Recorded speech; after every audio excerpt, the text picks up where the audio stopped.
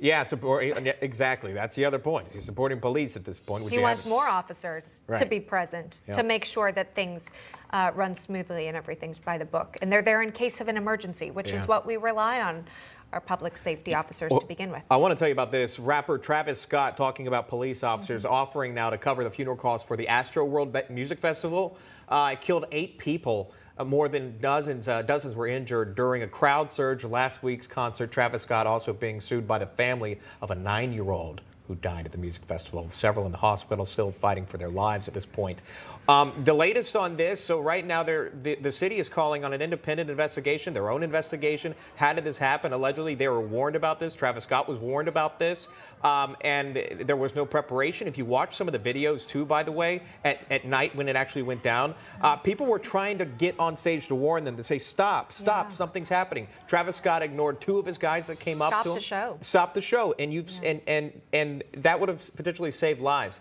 It's such a sad story. And then the other part of it is the Jenners and the Kardashians and what they posted on Instagram after this, completely tone deaf about the victims or the families and friends of it. Really getting a lot of heat for this. A lot more to discuss. We're out of time on that. All right, that's going to do it for this Tuesday edition of National Report. I'm Sean Kreisman. I'm Emma Reckenberg. See you tomorrow, 9 a.m. Eastern, right here on Newsmax.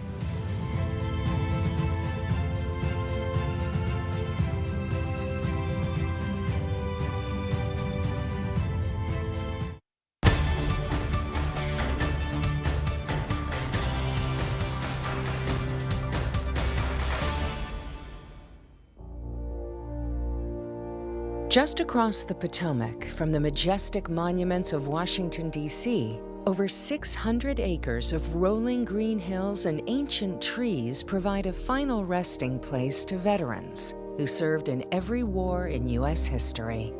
Arlington National Cemetery was established during the Civil War on the grounds of Arlington House, which had been the estate of Confederate General Robert E. Lee's wife, Marianna Custis Lee, great-granddaughter of Martha Washington. The slaves around the property were freed, and today nearly 4,000 of these former slaves and their descendants are buried here. Today, active-duty armed forces members or retired veterans can be buried here. The tombstones read like a who's who of American history. President William Taft, President John F. Kennedy, his wife Jackie Kennedy Onassis, and brothers Robert and Edward Kennedy, astronaut John Glenn, Supreme Court Justice Thurgood Marshall, even musician Glenn Miller and actor Lee Marvin. Since 1868, presidents lay wreaths on Memorial Day at Arlington to honor those who made the ultimate sacrifice for country.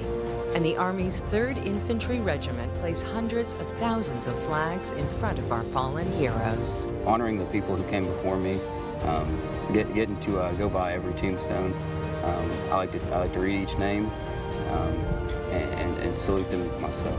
Recently, a new tradition occurs at Christmas time as volunteers from across the country warm these graves with holiday wreaths. It is here, at the tomb of the unknown soldier, Army soldiers stand guard over the remains of 5,000 unidentified service members from every war since World War I.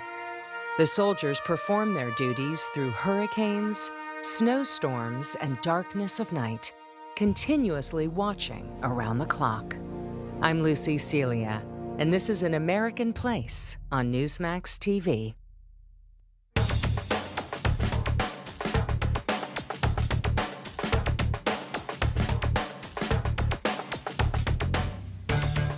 Hello and welcome to John Bachman. Now it's noon here on the East Coast, 9 a.m. on the West. I'm Joe Pinion filling in for John Bachman. Thank you, as always, for joining us. Vice President Kamala Harris and her husband, Doug Emmenhoff, arrived in Paris, France today. She's meeting with French President Emmanuel Macron. The White House says their discussions will focus on climate change, COVID, and regional security concerns. It's a direct quote. 32 years ago today, the Berlin Wall was torn down. Communist East Germany opened its borders, allowing its citizens to travel freely to the West. More on this world-changing moment coming up later in the show as well. Meanwhile, here at home, President Biden brushing off concerns about his tanking poll numbers. Biden suggests his record low approval ratings due to fear of surging gas prices. Take a listen.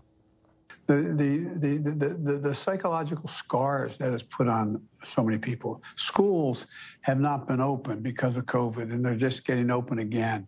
We're in a situation where there's a lot of anxiety. Gas prices are up exceedingly high. They've been up this high before, but not recently.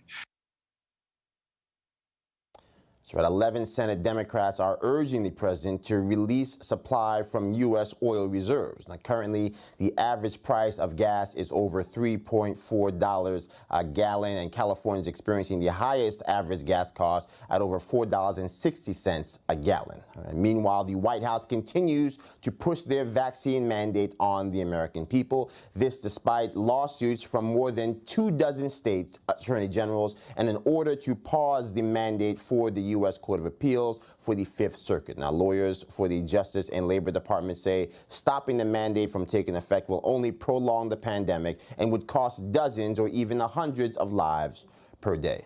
Texas Attorney General Ken Paxton joins us now to discuss. Ken, thank you so much for joining us. Now, you look at what's happening here with these mandates. The White House says businesses should move towards the mandate despite the court-ordered pause. Here's actually what White House Deputy Press Secretary Karine Jean-Pierre said yesterday. People should not wait. They should continue to go move forward and make sure that they're getting their workplace vaccinated. So I don't know. This is a strange thing. Last I heard, we were a nation of laws. If you're trying to implement a policy that the courts have said should be paused until further evaluation, I don't know where the leader of the free world, or anyone for that matter, says that we should push ahead and presume that the courts actually have no bearing here.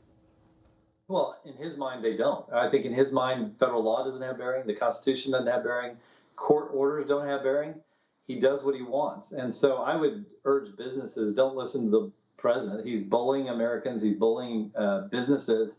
And what they should do is take care of their own businesses, take care of their own workers, and let's keep people working instead of pushing them out of jobs when we need them most at this time in our economy and our history.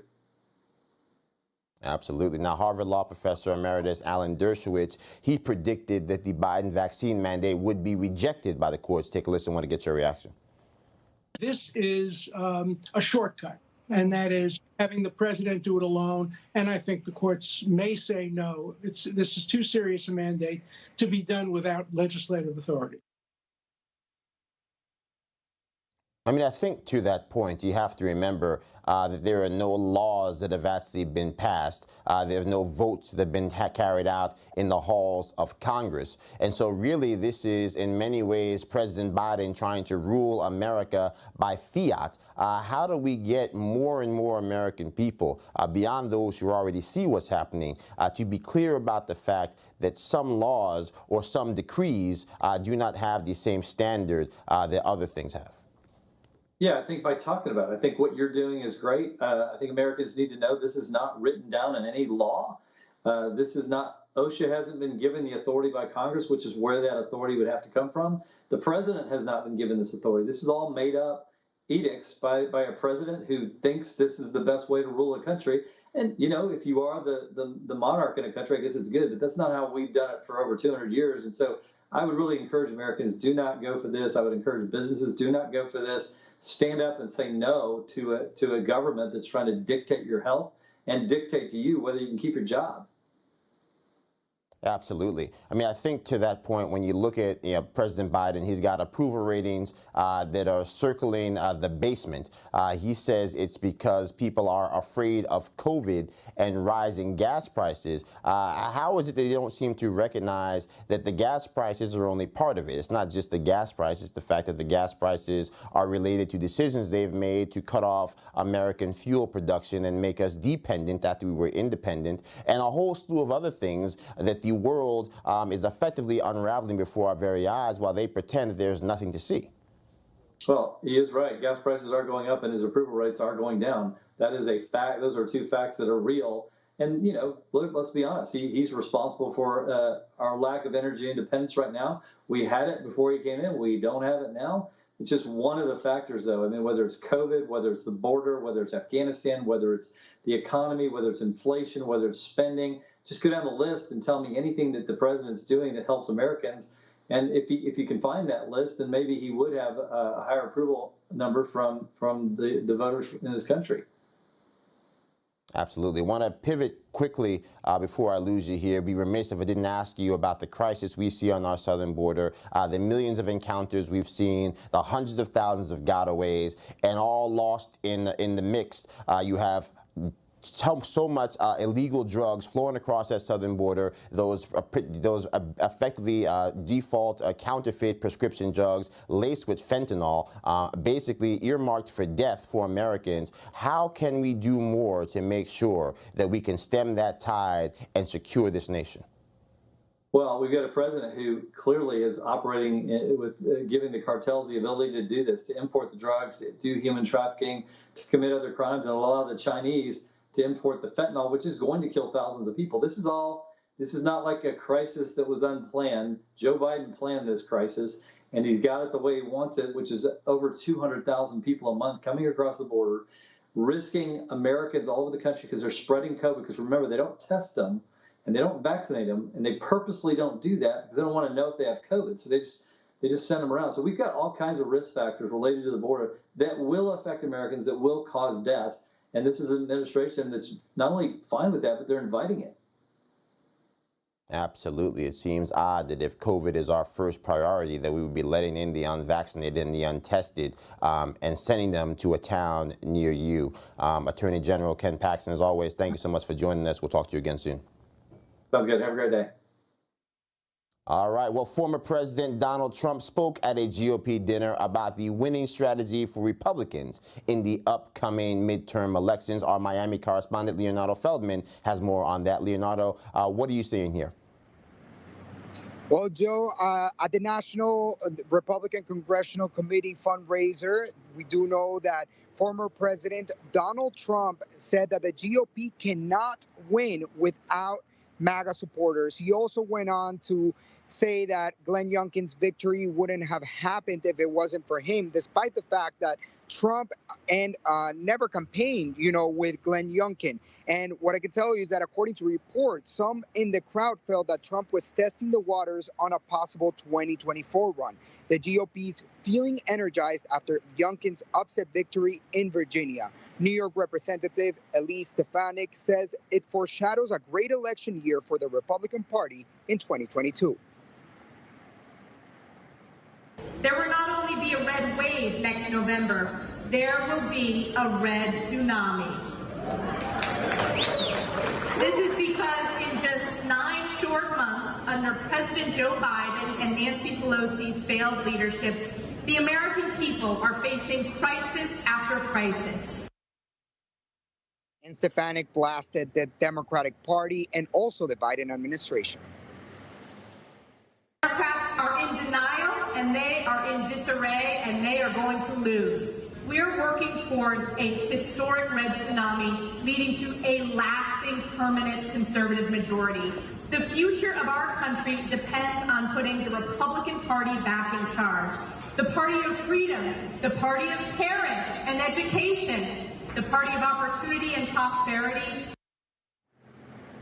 And Minnesota Representative Tom Emmer, who is also the chair of the NRCC, says he is certain that Republicans will take back the House in 2022. Back to you. All right, Leo, thanks so much. Well, coming up, new satellite images revealed mock-ups of U.S. naval warships in China. What does that mean for the U.S.? Well, Gordon Chang is here to help explain this latest threat to American sovereignty when John Bachman now returns. Stick with us.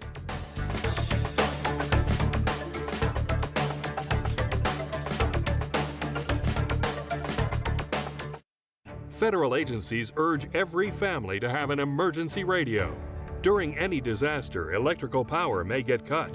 The emergency radio gives you the vital information you need. Newsmax wants you to have the Dynamo Emergency Band Radio.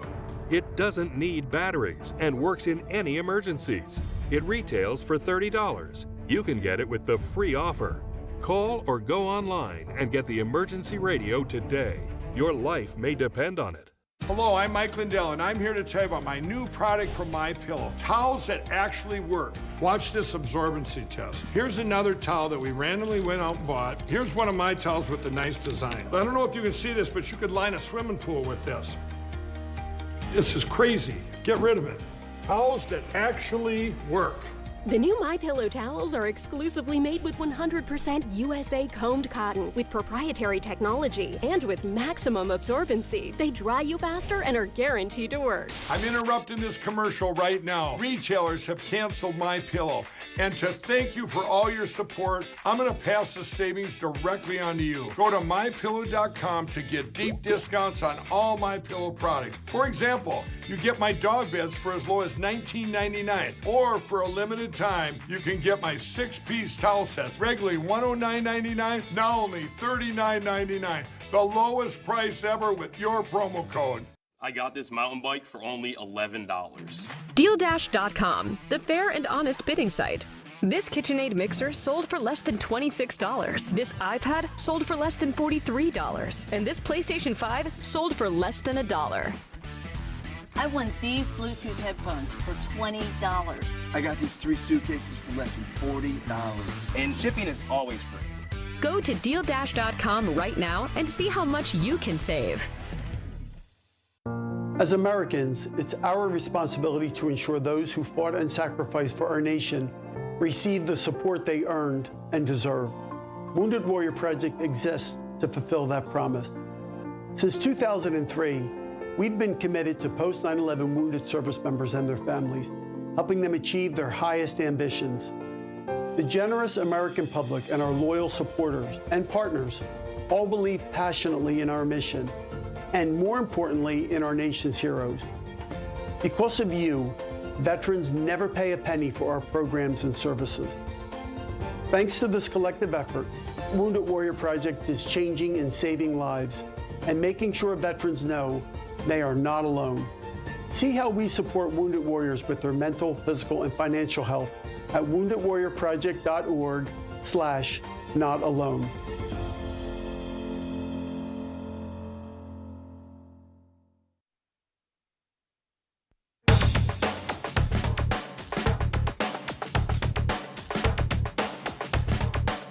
I'll tell you what we're concerned about, Tara, is the increasing intimidation, coercive behavior of the Chinese military in the Indo-Pacific, and also the coercive tactics they are using, using economic tools around the world to bend other nations to their will or to their view of what's in their best interest. And welcome back to John Bachman Now. I'm Joe Pinion, filling in for John. Pentagon Press Secretary John Kirby there, responding to disturbing new satellite images that have revealed mock-ups of U.S. naval warships, including an aircraft carrier and destroyers, in the middle of a desert in southwest China, an area known for ballistic missile testing. These structures are likely intended to be used as targets in military training. Gordon Chang joins us now. He's the author of The Great U.S.-China Tech War and the Coming Collapse of China. Gordon, thank you so much for joining us. Look, I feel like it's Groundhog Day every time we get together to have these glorious roundtables, because we have a Chinese nation with missiles circling the globe in outer space and an administration that does nothing. We have a Chinese military that effectively took over that Air Force base